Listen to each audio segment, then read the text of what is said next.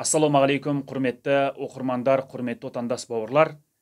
Мен истористі күнде сіздерге Корей елінде болып жатқан жаңалықтар, Корей елінде болып жатқан заңсыздықтар туралы ақпаратты беріп келемін.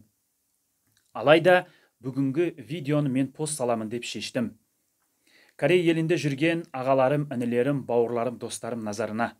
Естеріңізде болса, осыдан бір ай бұрын Оңтүстік Корей елінде заңсыз көлік саудалағаны үшін 3 Қазақстан азаматы қамауға алынған болатын. Міне, арадан 2 апта уақыт өтіп, тағы 4 Қазақстан азаматы қамауға алынды.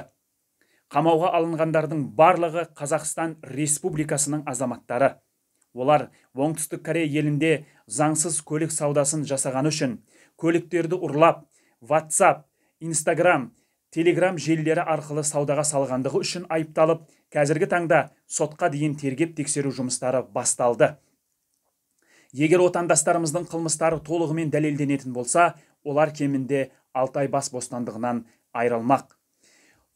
Қылмыс жасаған отандастарымыздың көздерінен шығып жатқан жастарын көрген уақытымызда шынымен біздің жанымыз ашиды. Алайда, Кореяның заңдары сені көзіңнен шығып жатқан жасқа да, қалтаңдағы ақшаңа да қарамайды. Сен жергілікті кәріс азаматы болсаң да, шетел азаматы болсаң да, Кореяның заңдарының алдында қатаң жазаға тартыласың.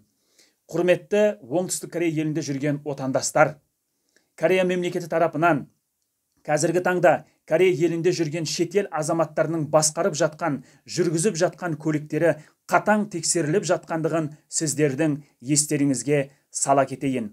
Қазіргі таңда Оңтүстік Кореяда 20 Қазақстан азаматы Корея түрмелерінде жазаларын өтеп жатыр.